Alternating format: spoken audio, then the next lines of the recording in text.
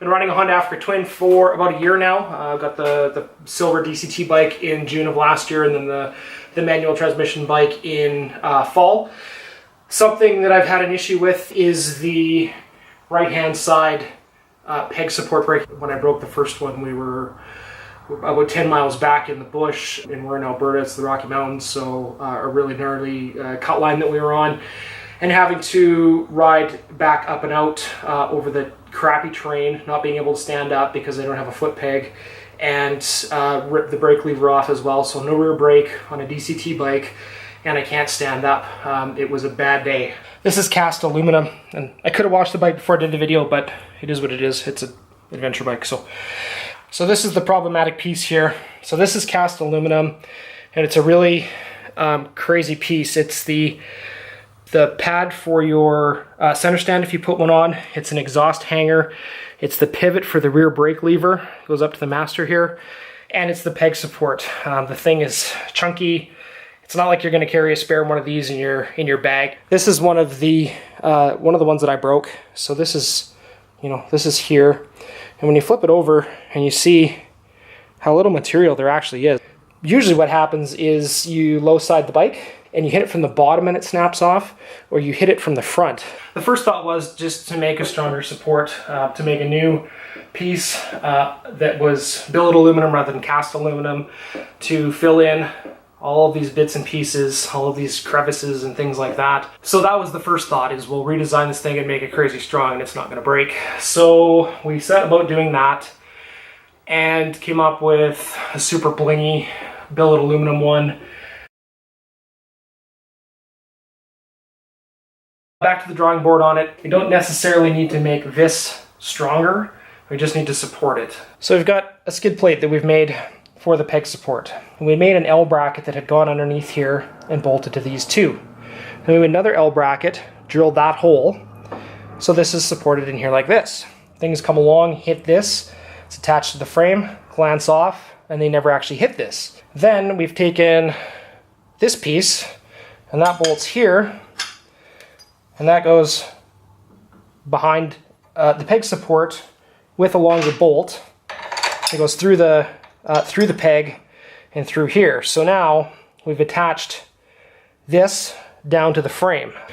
The issue with this design and using these two bolts is the back bolt here, it's one of the mounts for the skid plate. So you put the skid plate on, and then you need to put the bolt through, the longer bolt, to grab this to support the skid plate. The skid plate comes back to about here, so in order to clear our peg support, we had to notch the skid plate. The other issue is a lot of crash bars come down, the lower crash bars, and then they tuck in behind here. We can't get in underneath here to support these nuts when we tighten things up, because our skid plate is directly underneath it.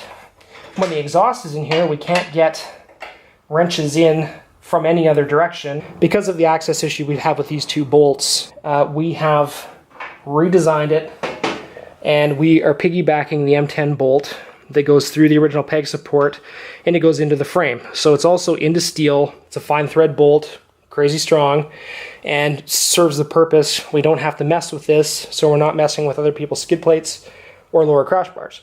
So this is the bracket here. We've got an M10 hole here, and the bracket is shaped to match the curve here.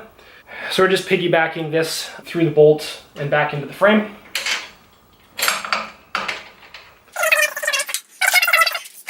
You do need to remove the exhaust to put this on, which is a pain in the ass, but if you break this off, you need to remove the exhaust to change this. This guy's gonna come back here, we're gonna drill that hole. It's already drilled obviously on this bike.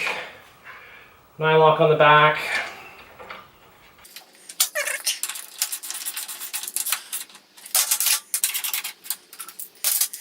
So with that bracket on, we can put the exhaust back on. You can't put the shield on here or the tab until you have the exhaust on, because you can't get it in. The exhaust is a bit of a pain. You can take it apart, you can take the muffler off and then just do the header pipe, or you can do it all in one shot. I prefer to do it in one shot, but it is pretty cumbersome and awkward, so just be aware of that.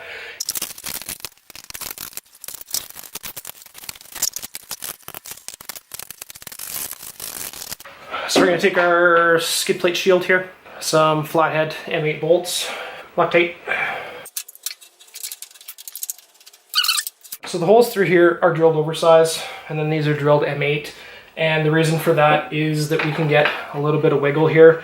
There's enough differences between the bikes and the bike frame and this, and margin of error for our pieces as well, that we want a little bit of adjustability on there. These will be button heads. I don't have any close here, so we're just going to do these with socket heads. They will be shorter bolts too, so they're not going to be sticking up like this. I'm just going to tighten these up so there's a little bit of movement in them.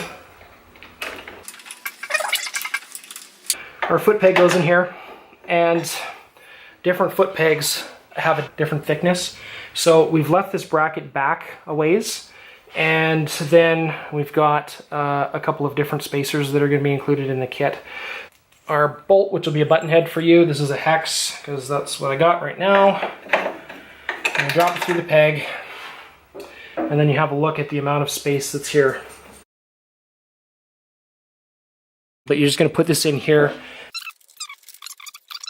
For maximum strength, we want all of this stuff to be as tight as it can be without causing binding for the peg.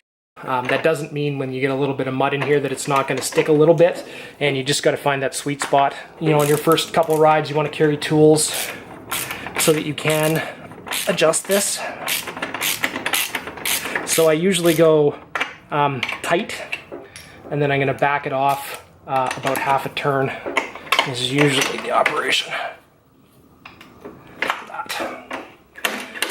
So yeah, that's the kit. So other than these being button heads in in the production kit, that's what you get. And you can see it protects the exhaust here just ahead of the cat and ties the foot peg back into the frame at the bottom. So if we take a hit from the front, it's strengthened, so it's not going to peel back. If you do a low side or drop into a rut and it gets hit this direction, it can't peel up because it's tied back into the frame as well.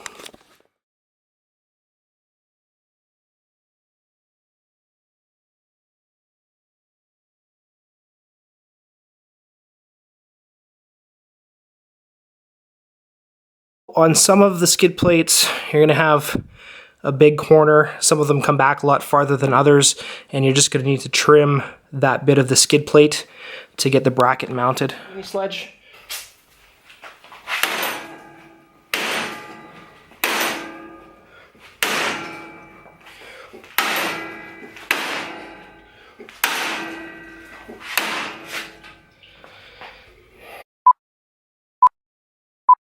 So have popped up that have been good deal.